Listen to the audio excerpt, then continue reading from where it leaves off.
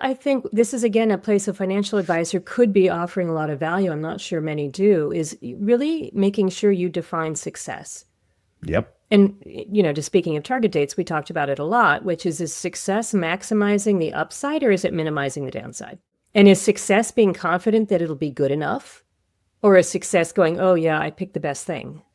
And there's a word that I adore, which is satisficing, F-I-C-I-N-G at the end. And that basically means trying to be good enough and acknowledging that you're not going to swing for the fences. And that's really hard for people to accept emotionally. Well, you could have done, yeah, I could have, but I did. That's not what I wanted to define as success. Like sometimes good enough is success.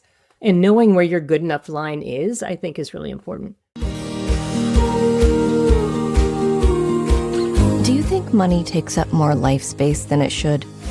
On this show, we discuss with and share stories from artists, authors, entrepreneurs, and advisors about how they mindfully minimize the time and energy spent thinking about money. Join your host, Jonathan Dio, and learn how to put money in its place and get more out of life.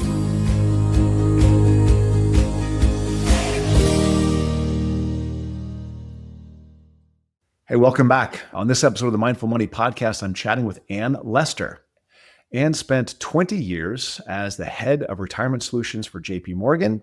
With AARP, she co-founded the Aspen Leadership Forum on retirement savings. In 2020, she was recognized for extraordinary lifetime contributions to Americans' economic security with the prestigious Ray Lillywhite Award, and has a master's in international economics and Japan studies from Johns Hopkins and a BA from Princeton. She was awarded a Fulbright Graduate Research Fellowship, and she's often quoted across media, Bloomberg, Barron's, CNBC, Forbes, Wall Street Journal, New York Times. I think Barron's actually featured you on the cover for your That was a while ago. Yep. An outstanding career. Yeah. Right. So Ann often addresses the under 45 crowd, which is, also our audience. And I wanted to have her on the podcast to talk about her book, Your Best Financial Life, Save Smart Now for the Future You Want. William Morrow, 2024. Ann, welcome to the Mindful Money Podcast. Thank you so much for having me, Jonathan. First, where do you call home? Where are you I live in, believe it or not, Princeton, New Jersey, which was not part of the grand plan, but we just ended up here because my husband's job was here when we moved back to the States. So that's where we are. Where'd you grow up? I grew up in Honolulu, Hawaii. And when I decided I was looking at colleges, and the East Coast just seemed incredibly exotic to me. So that's where I wanted to be. Yeah, it's a huge move. Worst culture shock of my life. From slow to fast. From warm to cold, from needing to wear closed-toed shoes. Everything was crazy. It was a big change.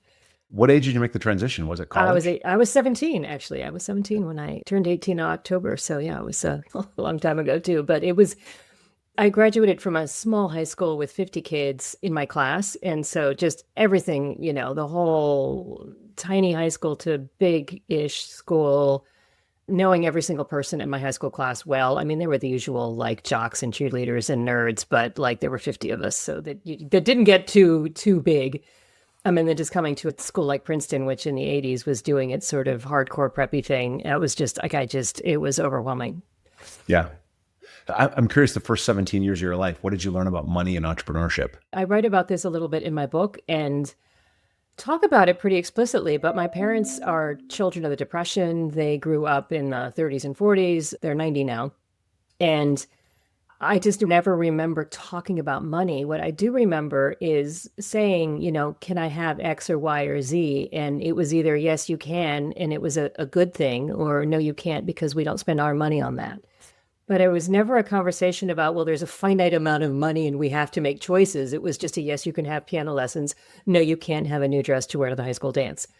You don't need that.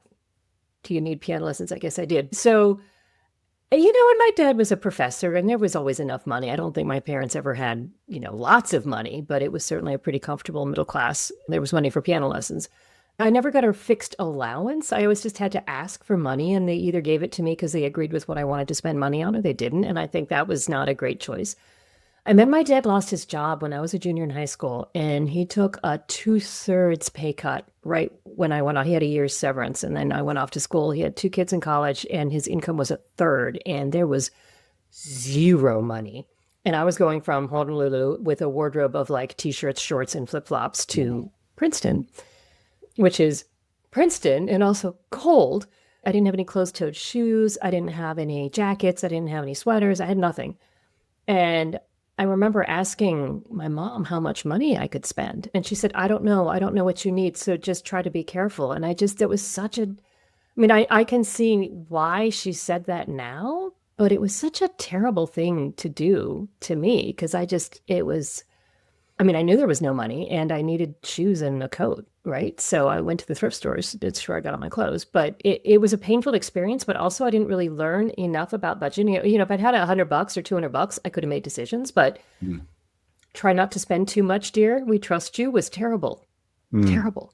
It was awful. You must have been a very trustworthy kid because I don't think we don't give that lesson to our kids. Well, I had a terrible trouble with credit card debt. Terrible credit card debt problems, all my 20s and even into my 30s. It was just this constant, I can make the payments, I can afford it, and what we did with our kids was really different. And we were religious about putting them on an allowance. And I think we gave them ATMs. Now this is, again, my kids are in their late 20s now, but we gave them ATMs and expected them to start doing electronic banking when they were, I think, in middle school or, elementary school, even 5th, 6th grade. And this is like, you are in charge of spending your money and we'll tell you what we expect you to cover out of your allowance. And it's, we live downtown and it's walkable. So if you want to go up to, CVS and buy a candy bar, we're not giving you money for that.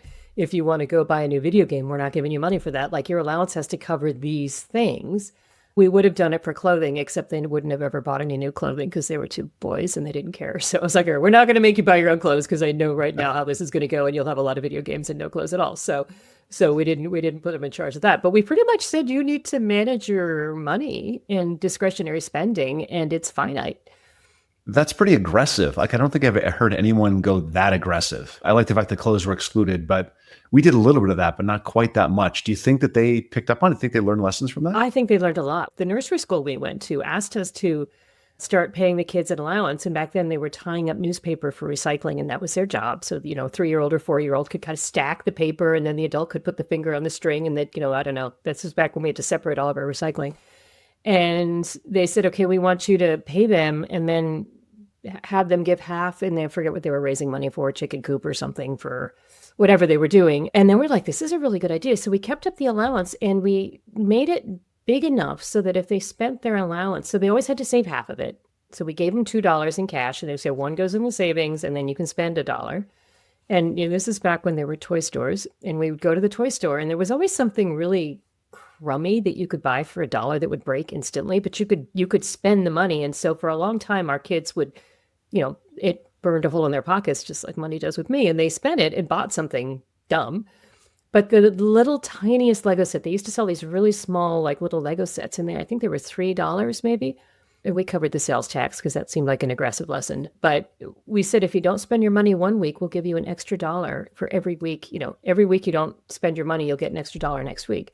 And so they only had to wait 2 weeks until they had $3 to buy a Lego set. They're both very good, like goal-oriented savers. And I do think that they learned a real lesson there. Now, my parents also said they wanted to deposit their money in our savings account. I'm like, yeah, that interest rate is only good for a 3-year-old. It's not for you. But it really worked. And we had conversations, I know, when our kids were going off to college. My older son ended up living off campus and had to manage an apartment and rent, and he went overseas, actually. So we didn't know how much stuff cost or kind of what the sort of typical expenditures were. So we actually had some pretty interesting conversations with him about, we want you not to feel poor and we want you not to just be able to buy whatever you want. Like, we want you to have to make decisions about what you are choosing to do. And he helped us figure out a budget that I think we all felt really good about. Maybe we're just lucky with our kids, but it was an interesting conversation and he managed, they both seem to be figuring it out. So I'm curious, did your partner have the similar kind of experience growing up as you did? I mean, what is it that led you both to agree on this method of raising kids? I wasn't going to go this way, but this is isn't it fascinating? He did. He had a very similar experience. His father emigrated from Italy. His parents met in Italy. His mom's American. His dad was Italian. And then his father died when he was a senior in high school. And money got really tight for him. And he went off to college he grew up in Southern California, off to school in Maryland, and had a very similar, I don't have any clothes, we don't have any money. I mean, it was an interesting, you sort of discover these things when I've been married to my husband now for 33 years. But it's interesting what you kind of can unpick later talking about it. And we both found the combination of parents who didn't want to give us constraints, because I think to them it felt very unsupportive and unloving to say, no, you can't buy new clothes. But we, as 17 and 18 and 19-year-olds, knew darn well there wasn't any money. And it didn't help. Like, we both found that to be unfair. Like, it wasn't fair to us to put that burden on us. And I think our parents were trying very hard not to let what they felt, I'm guessing, actually be an interesting conversation to have with my parents now, like what they would have perceived as their failure, right, to spill over on me. And yet, how could it not? I mean, we're a family, right? We all wear whatever's going on economically. And it's just tough. And I think that experience has certainly made me much more willing to talk about money values. And I mean, again, then I do this for a living, but to feel more comfortable being more explicit about, we're trying to teach you this lesson and here's how we're trying to do it. And let's check in and see if it's working or not. Like, I don't see any upside in keeping what we're trying to do a secret. Like, you are participants, you're not stupid. Like, you'll figure this out. Yeah. I wonder, and I don't want to create problems or challenges for you, but I wonder how much shame was embedded in your parents and the way they handled that. Well, I talk about this a lot in my book. I have a thesis, if you will, a hypothesis that shame is central to most people's relationships with money. I certainly felt tons of money shame. And my mother, right, her father ran a restaurant. This is, again, going through the Depression, was also an immigrant, Greek immigrant, ran a diner.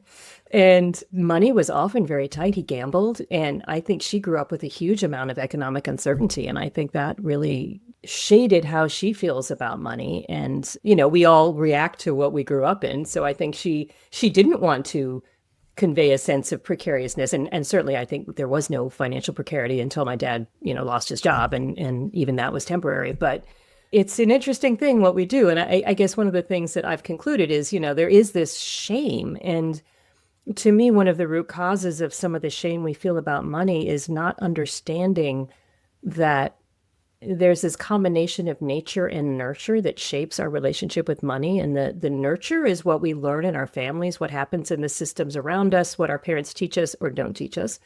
And then nature is kind of what we're wired for in terms of our ability to delay gratification, right? I always say I would have failed that marshmallow test as a kid, 100%. On the other hand, I'm a very rational risk taker when it comes to financial markets, right? I don't tend to get into the fear-greed thing, which is maybe why I enjoyed managing other people's money. But I do it more for my own money than I do for somebody else's money, which is also interesting. I do notice myself feeling more anxious when it's my money. But even so, I'm quite conscious of it. But it's something I'm very much able to think, but, put a nice thing that I want to buy in front of me. I mean, I went to the Apple store today intending to replace the battery on my iPhone 12, and I walked out with an iPhone 16. So here we are. But there's reasons I did that. But still, it was like not what I intended to do. I was like, oh, there's a really shiny little phone. Maybe I'll buy that instead, right? I mean, I fall for that stuff. I know that. I'm wired like that. Okay, now that I know I'm wired like that, I don't have to go into you're a bad person. You made a decision that you regret, and it's because you're stupid. Yeah. No, it's because I'm wired like that. I actually don't allow myself to go into many stores unless I know I have something I need to buy there because I'm an impulse buyer. So I've stopped blaming myself for it because I am like that. Okay, well, now that I know I'm like that, what can I do in my environment to make it less likely to fall into those traps? I want to sort of go back a little bit because there's a couple of things I like to do in these podcasts. And one of them is to sort of talk about career track. How do people get there? How do people get from, and I know that Barron's did a flattering piece and people can go read that, but can you give us a thumbnail sketch? What is your arc of your career? The through line in my career is, that sounds fun. I think I'll go do that.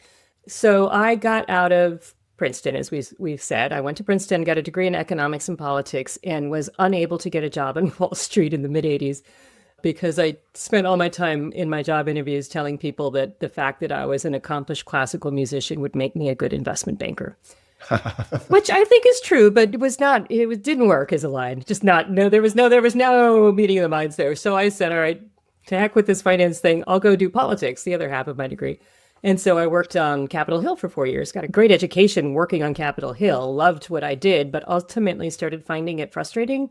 You're always behind the scenes when you're being a staffer in Washington. That's your job. And I guess I was a little too, I don't know, I found that unsatisfying. So I got a master's degree and took the right kind of finance classes and did a much more successful job interviewing and got offered a couple of jobs on Wall Street. But I also applied for and got a Fulbright scholarship. So I did that. I moved to Tokyo, spent a year working there for a member of the Japanese parliament. And then having in graduate school met this cool guy who moved to Milan, thought, let me see if I can get a job in finance in Milan. So I moved to Italy and got hired by JP Morgan as a bond trader.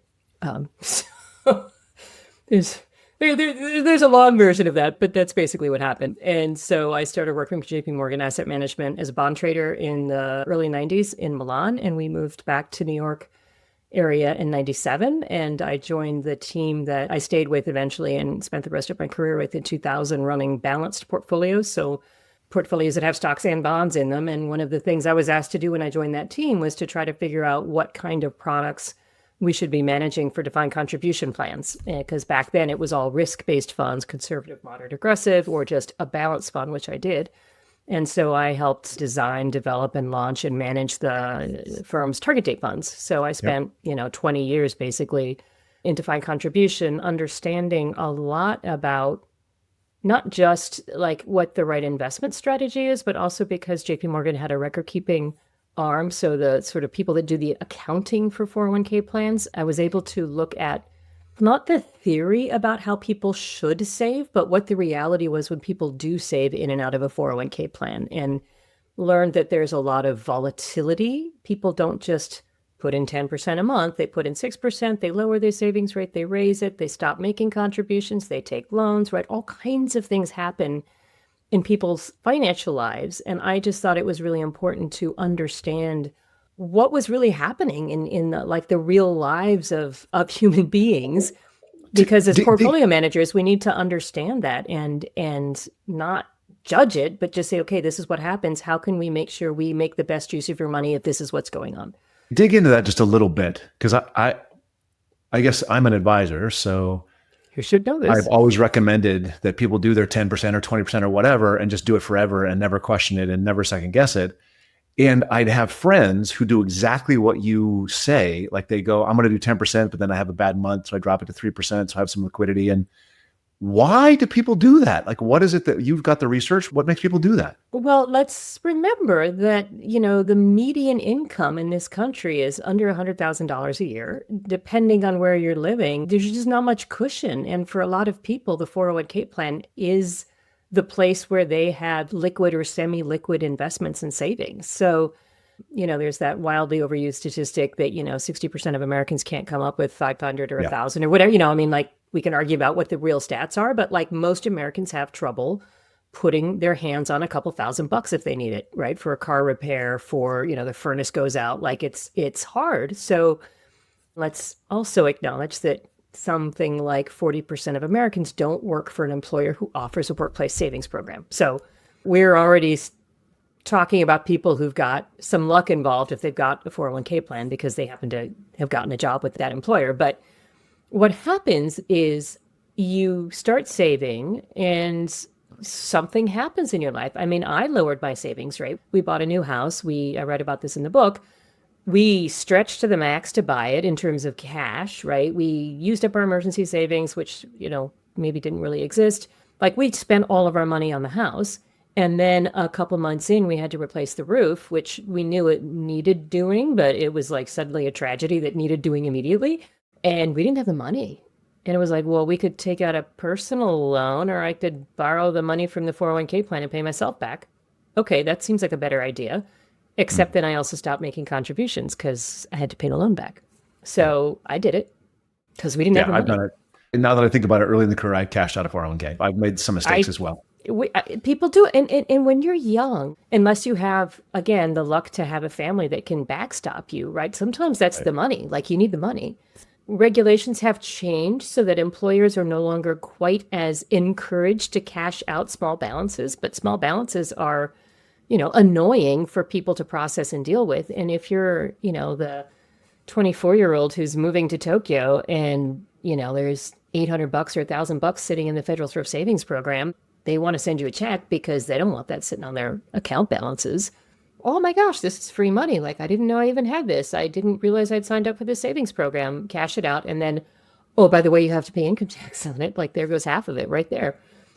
Very expensive lesson I learned. And I had no understanding of the opportunity cost of cashing that out. Right? And what that would have turned into. I mean, it's just ridiculous. I wonder if, and I've read both sides of this. I wonder if a little bit more financial education would actually help people with this, or if financial education only matters in the moment when you need it, and then you're less open to it, right? A couple of things. I think financial education education in general tends to stick when you need it. And if it's abstract and you don't happen to find it interesting because you find it interesting, I think it's hard for people to retain. That's not a good enough reason not to try. I also think that the way we tend to teach these things is really boring, and no disrespect to our profession of financial service professionals, but I did a lot of research for my book, and a lot of what I learned in surveys and focus groups was that people, when financial service professionals talk to human beings, we sound like Charlie Brown's teacher. I mean, we just do. And we don't realize that most people think this is some combination of boring and terrifying. Right? These are existentially important things, and they know they're doing it wrong, and it's overwhelming and scary, and they just can imagine somebody in their life wagging their finger at them saying, no, I told you not to do that. You should be saving more. And when we are in that place of judgy, shame, boredom, and terror, we don't make good decisions. Yeah. I wanted to call my book Money, Fear, Greed, and Death, Why No One Plans for Retirement. And I thought it was a great title. And my publisher and my agent were like, yeah, no, that's too much of a bummer. No. Like, no, that's a negative title. We want a positive title. So it's like... It dawns on me as you're saying this that I actually have one of the greatest lessons I think in my career was a client came on who was a great saver, was a horrible investor, and they never invested it. And they actually asked me as they came on, the first conversation we had with them, and they said, before I show you everything, I want you to make sure that you check anything that would be shameful. To me, they're talking to me. We don't want you to judge us for our stupidity. And I'm like, I'm not going to judge you for your stupidity. That's insane. But I guess that's what they expect. I think partly because people who are in financial services tend to find this stuff really cool. And partly because we are trained to demonstrate expertise. That's what we think our value proposition is to our clients. We come off sounding like smarty pants. And I think people feel judged by smarty pants. Like you just do, right? And we use terms that people don't understand and we don't know it. Yeah. My dad was an English linguistics professor, has an MBA.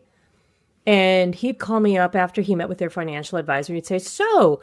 and I know what their conversations were like, right? They're talking about the markets. They're talking about exchange rates. They're talking about, interest curves and value versus growth and all the things. And they have this great conversation. They hang up and then my dad calls me and says, so our account was up 12%. What do you think about that? I'm like, I don't know, Dad. That's kind of a stupid question, Dad, because what are you trying to do? Like, what's your benchmark? What are your objectives? 12? He's like, well, the market was up 16. And I'm like, well, I don't know, Dad. Maybe that's brilliant. Maybe that's terrible. Like, and I know his financial advisor didn't know he was calling me up saying, so what do I think? I'm sure the financial advisor is like, oh, this is a great client. He understands everything we're talking about. They're super interesting conversations, super engaged. My dad didn't actually understand what he was talking about fundamentally. Yeah.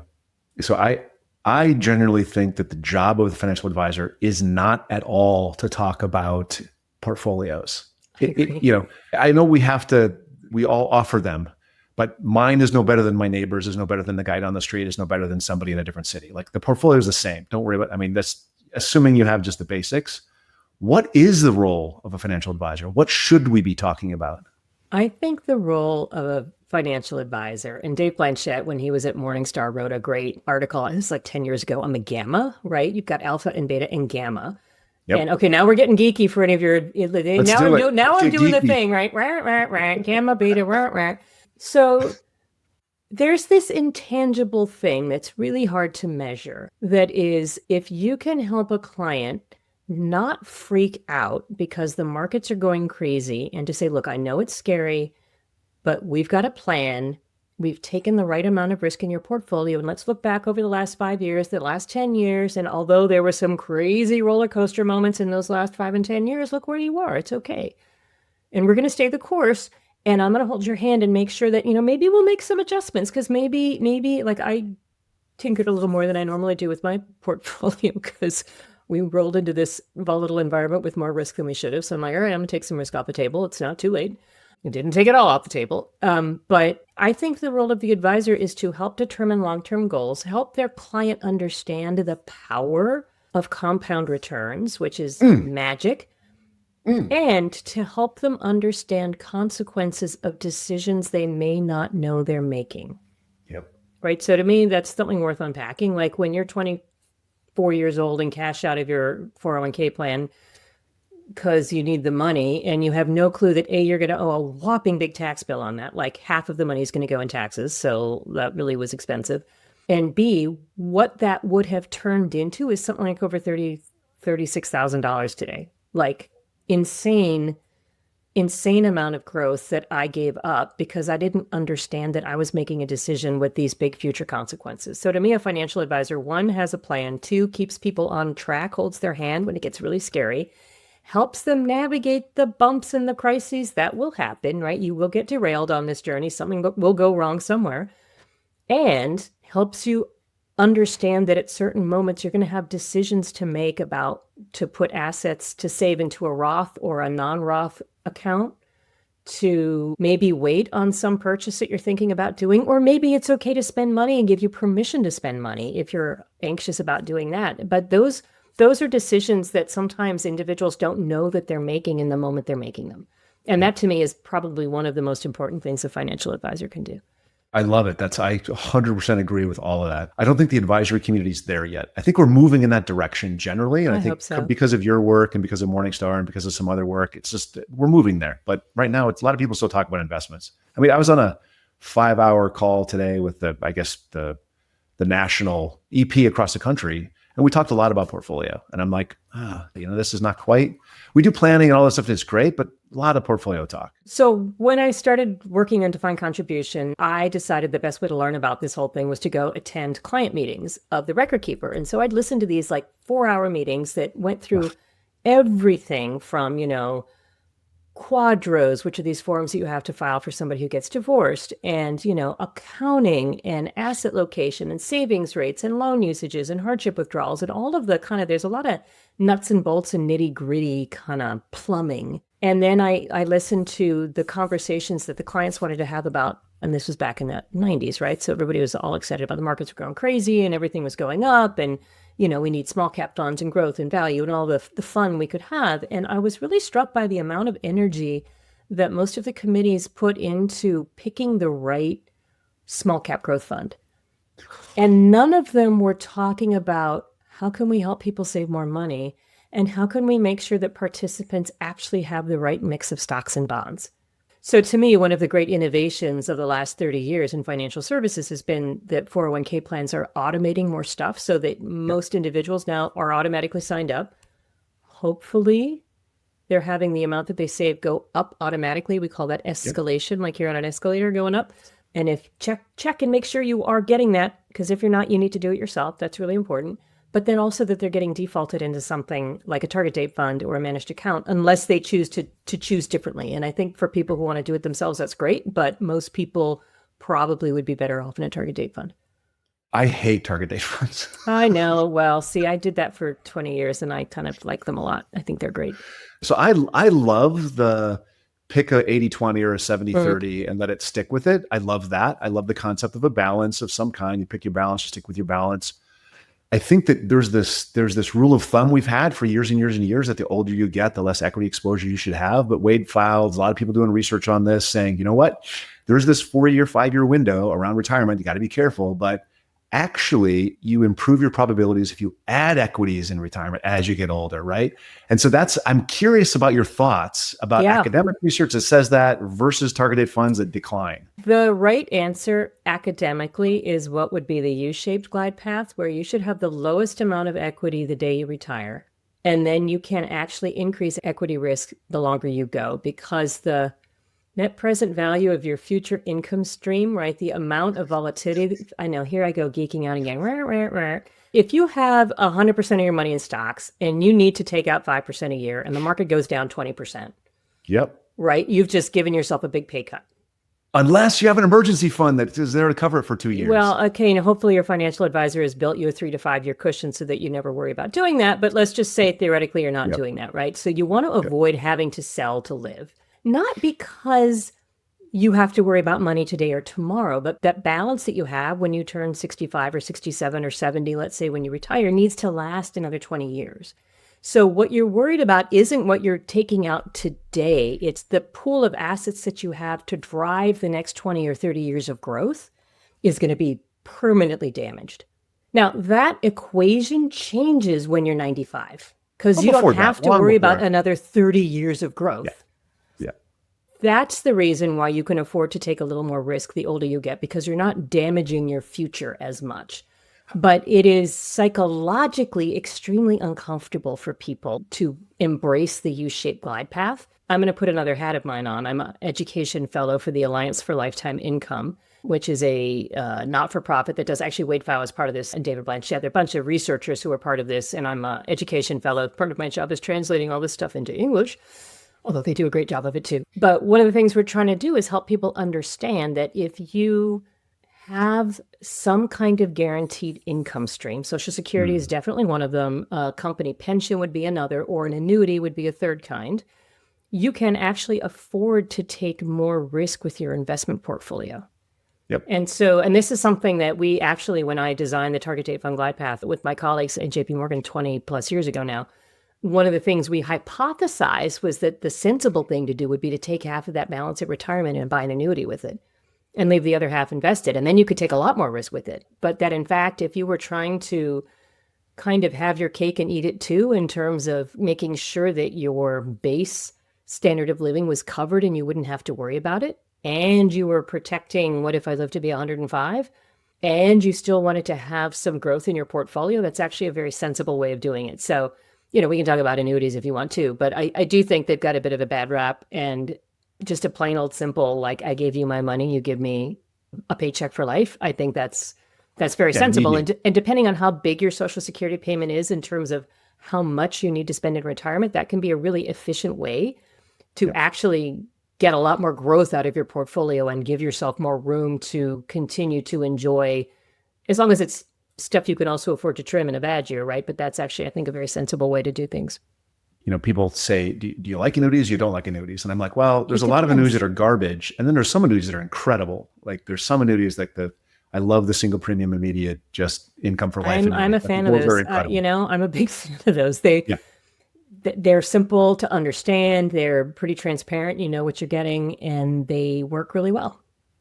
Yep. I agree.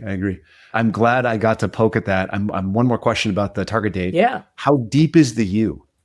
Is it like a 5% shift? No, it was like a 20 or 30%. It's big. I mean, statistically, economically. And this is the other thing I get it. Took me a while to understand. And we actually built it into the design of the JP Morgan Target Date funds, is just because there's a rational economic answer does not mean it's the right answer for an individual person, because penalty of loss is real. So what that means is the pain of losing is 2 times bigger than the happiness you get from winning. And it's so like, what does that mean? And it's like, okay, so the analogy we used in this white paper we wrote 20 years ago now is, imagine you're in the cafeteria at lunchtime and you've got $4 in your pocket and the cheeseburger is $5. You're not eating lunch. If you've got $6, you're like, yeah, great, I'll get a Coke. There's failure, it's shortfall. And if you're retiring, like being 10 or 20% short is like serious, painful lifetime adjustment, not seeing your grandkids, skimping on like whatever your terrible scenario is. If you got 10% extra, that's great. You'll be happy. But on the balance, we don't appreciate how. So when we think about rational economic solutions, we say, oh, well, if you've got a 50-50 shot at something, that's the rational answer. It's like, actually, maybe not. So I think we need to do a better job of also thinking about those trade-offs when we're thinking about investment portfolios. And that's why, although in theory that U-shape is the right answer, it is emotionally very difficult to say, well, I may not be comfortable with that risk. I may want lower returns, but a higher probability of knowing I'll have it because not getting what I want or need is too painful. Yeah. There's also this, there's one sort of a investment category that's outperformed for, over long periods of time, every single time, all the time. Small cap value has been this thing that's done all, but nobody can hold it forever. No one can hold it because it's terrifying. Painful. It's painful. Right. It's so really painful to hold. So there's so many of these little things that people are, that we know the research shows, but you can't implement on those things. You have to sort of do a blend, person by person, figure out what's important to them. And it's really, really important. And you have to, I think this is, again, a place a financial advisor could be offering a lot of value. I'm not sure many do, is really making sure you define success. Yep. And, just speaking of target dates, we talked about it a lot, which is success maximizing the upside or is it minimizing the downside? And is success being confident that it'll be good enough? Or is success going, oh yeah, I picked the best thing? And there's a word that I adore, which is satisficing, F-I-C-I-N-G at the end. And that basically means trying to be good enough and acknowledging that you're not going to swing for the fences. And that's really hard for people to accept emotionally. Well, you could have done. Yeah, I could have, but I did. That's not what I wanted to define as success. Like sometimes good enough is success. And knowing where your good enough line is, I think is really important. High probability of good enough with low probability of knocking the cover off the ball, right? Yep. We don't need to let go of the extravagant stuff. Like it's not, you don't need it. I want to talk about the younger generation. We're talking about retirement and all that. I want to talk about the younger generation a little bit. Gen Z, millennials. How can they think about retirement when, the housing costs and there's student loan debts? And how do they think about this and put this in this economy? Yeah. I think one of the great ways you can help think about this is to ask them not to think about it too much and to take a little bit of it on faith. And, the painful thing about compound returns is that you really need a decade or two to see how they work. But what will happen is that if you are putting in 25 or 50 or $100 a month into an account and investing it, if you look at that account in 2 or 3 or 4 years, you'll have a lot of money in there that you won't really have noticed yourself saving. And it's interesting. My younger son is a musician and, he's working a whole bunch of small gigs, basically. He lives in California. So California has a state automatic savings program called Cal Savers, which is an automatic IRA that all employers who have more than 5 people, I think, have to offer their employees. And even though he's not working 20 hours anywhere, but 2 of them have enrolled him in this Cal Savers thing. And he said, Mom, I've got like real money in there suddenly after, and he's like barely scraping by, but he's got thousands of dollars, it's after a couple of years off of these tiny little contributions. And I think one way of helping people understand the power of that is a little bit trust me, but if you do it for a year, you got real money going on. So that's one statement. The other thing I think is, speaking of Charlie Brown's teacher and not going, helping people understand what their own emotional triggers are with money and trying to translate it into something that gives them meaning is helpful. I talk about, I think in the book, we live in this old Victorian house, which has 53 windows. And we were looking at replacing the windows and they're all different sizes, right? So we can't go to Home Depot and buy windows, right? Because none of them would fit. So we had 53 custom windows. And for the longest time, I was like, well, each of those windows is going to be $1,000. So anytime we thought about it, it's like, nope, don't need a new TV. Adds 2 windows. Nope, don't need to do that. That's 3 windows. That's half a window. And I just kept mentally doing window math. And it's like, we got to replace his windows. Like it's a lot of money, right? How do I, as I'm making individual financial transactions, how do I keep my eye on this ball I know I need? So if you're saving for a car, right? If you're saving for a down payment, you can translate some of these things. Do you need to go on that trip? It's that percentage of my goal. It can help with some of the discretionary spending. And I think the other thing that's so difficult now is it's so frictionless to spend money. Yes. Speaking of my magic phone here, tap, right? Try to put friction in your life if you're trying to save. Make it hard for yourself to spend money because let me tell you, it is hard to save. And then the flip side, do everything you can to automate the savings. Have it come out of your paycheck before it hits your bank account, like have some money automatically deducted into your savings account. Hopefully that's happening for retirement too. And I also say it's really helpful not to have it on your home screen of wherever you see your finances. Like, you don't want to look at that little pile of money in your emergency savings fund. Like, don't have that visible because you don't want it there tempting you. That's emergency money. I love it. Make the savings happen automatically. Make it invisible. Make the spending difficult. These are all ways to, and just maybe get rid of Amazon, because that's like kryptonite for all of our spending. Well, yeah, and for me, it's actually going into physical stores and trying on clothes is super kryptonite for me. But the other thing I would say is housing. The median price of a house has gone up 6 times since 1980. Median salaries have doubled.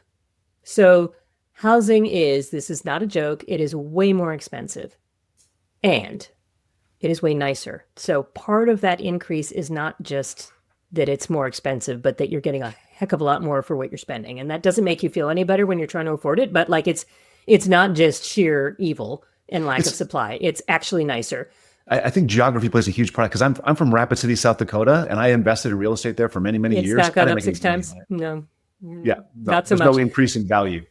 But the other thing that people lose sight of is that things that used to be horrifically expensive, like travel, and clothing and electronics, are really, really cheap now. So we're substituting spending, people who don't have houses, for other things that were literally impossible to contemplate. So the amount of traveling that people do now that we think of is like, of course we all take trips overseas. Like, that was utterly incomprehensible. So another way of thinking about this is, right, your peers are anchoring and choosing to spend money on what is relatively affordable. And if you back when, your grandparents, maybe, if you're in your 20s, right, were starting out, they could never have dreamed about flying anywhere in an airplane. But they could buy a house, so that's what they did. Would all of them bought houses and not got on trips? I don't know. Maybe some of them would have made different choices if they could have, but that actually wasn't a logic. That was like a crazy thing for them to think about doing because they couldn't afford it. So unfortunately, rental prices are just as high. I know. You got to live somewhere. That's bad. the challenge. It's really bad. Now, I will also say that, again, not to sound like, okay, boomer time here, but every single one of my friends, when they got out of college, lived in a group house. Most of us shared bathrooms. If I look at my kids getting out of college, they're living in group houses and sharing bathrooms. And I'm like, guys, this is just what happened. Like, that's, I don't see a whole lot of difference here. I know, by the way, you've got central air. Like, that's a lot nicer. My first apartment had holes in the floor, just to be clear.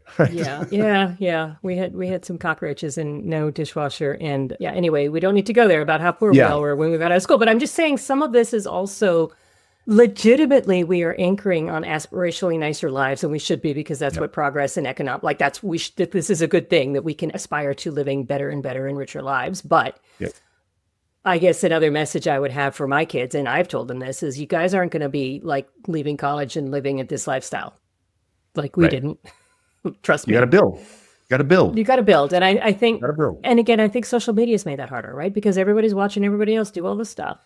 And half of that's lies, just so everyone knows. I think there's not, and it's not just the lies, it's that you can see with intimacy a lot of different variation. Whereas, and I have this story in the book about, keeping up with the Joneses when I was a kid was watching the across the street neighbors get a car with air conditioning and an electric lawnmower. And my parents did not value these things. No air conditioning in the car, and, Hawaii does get kind of hot. And we had a push lawnmower. And I had to mow the lawn with pushless. Like, it didn't ruin my life at all. But like, my definition of like, whoa, how come they have that and we don't? Okay, it was not anything other than literally the across the street neighbors. Yeah. I couldn't anchor on anybody else because you couldn't see anybody else. Yep. So I think some of it is fabulism, but some of it is also just seeing a much wider stretch of demographics than you might have been exposed to 40 or 50 years ago.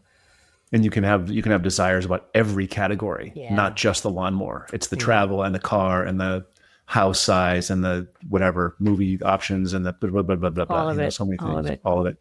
I'm realizing we're coming close to time, but I had a couple of specific questions. It's been very quick.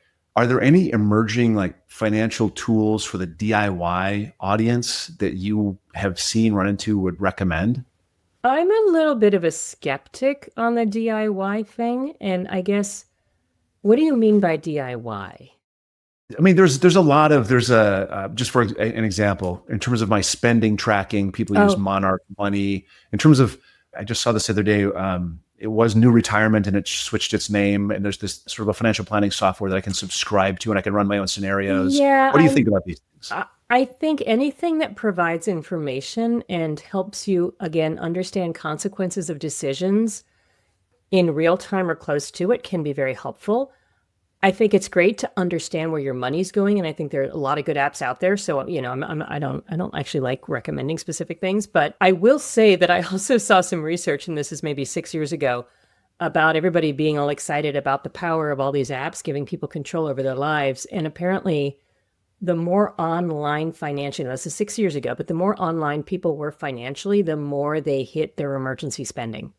So I guess I would just say that information is great. And that's why I asked that question about DIYing. There are absolutely brilliant day traders out there. There are really good tactical asset allocators out there. And there are far, far, far, far, far more people who lose a lot of money doing it. And so I just get very nervous when people start trading and gambling, I think is a word I want to use here. Not at all talk about investing. Yeah. Okay. So Yeah. I think the better informed you are about where your money's going, and the more you understand about why you want to do certain things with your money, the better off you'll be, because I think your knowledge really is power. But I don't have any particular apps. Sorry. Yeah. No worries. There's just tons of online resources. Yeah, there are. And any of those simulations are going to give you different answers, but presumably they're all going to be in the same ballpark, and the differences are kind of probably not very important. Yeah, exactly. It's marginal. So I want to ask you to simplify things for us. So if you're talking to someone from Gen Z, they're just starting out, they got their degree, first job, what's the one thing they should do right out of the gate to get started? Okay, one thing is hard, but I'd say my priorities for people are make sure you're saving for an emergency, number one. Do that before anything else. Make sure you get insurance. Health insurance, renter's insurance. Sometimes your apartment complex will make you get it, but it's cheap. And it is life-saving if you don't have a big discretionary budget. Like, really important. So I'd say first, emergency savings. Second, do not overlook insurance. It's really cheap. And if something bad happens, you'll be so grateful that you have it. And if you don't need it, it's not that expensive. Renter's insurance, right? Your stuff. And then third, if you can, if your employer offers a 401k plan or an equivalent and you get a company match, you should be trying to get the match because it's free money and you want all the free money. Yeah. Those are my starting out tips. Those are perfect. I've never had someone hit the insurance, and I think that's a really important concept. Can you afford a new laptop out of pocket? Right, exactly. If your roommate forgets to lock the door? Right. So that's what to do, 3 things to do. What's one thing that they're probably doing, their friends told them to, they saw it on social media, that they should stop doing immediately? Stop buying things on sale that you didn't already plan to buy. Right. Okay. Like seriously stop responding to the, oh my God, there's this great thing. And it's, stop it. Make a list. Don't buy anything that's not on your list. Like, just do not do that. Do not buy things off of social media. Do not buy things on Instagram. Do not buy things on TikTok because you did not plan to buy those. I'm just curious because of our prior conversations. Is that advice for you as well?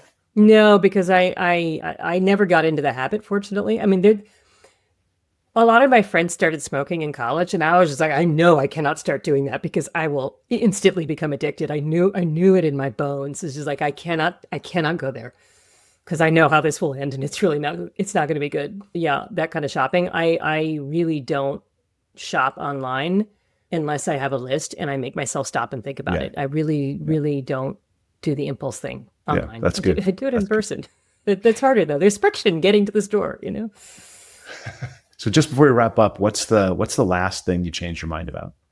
Oh, I have no idea. Buying a phone. I was just going to replace the battery on my iPhone 12 mini, which I adored because the battery is totally dying, but I have Apple Care and they wouldn't replace it because it's 81%. And they said, you got to wait another month for it to die all the way. And I'm like, so I'm going to be taking this month-long trip with a 7-day trek on it, and I don't need my phone to die while I'm on this trip overseas. Like, that would be really bad, which is why I have a new phone now. But yeah, I changed my mind on the phone about 3 hours ago. Yeah. Tell people how they can find you, where they connect with you. Oh, thank you so much. You can find me on my website, which is AnneLester, ANNELESTER.com. You can follow me on social media. My handle is the same everywhere, which is Save Smart WN. Save Smart with N. And thanks so much for coming on. All us listening to the show notes, I really appreciate the conversation and all your education for the listeners. Oh, thank you so much. I've had a blast, Jonathan. Thanks. Thanks for listening. Full show notes for each episode, which includes a summary, key takeaways, quotes, and any resources mentioned, are available at mindful.money. Be sure to follow and subscribe wherever you listen to your favorite podcasts.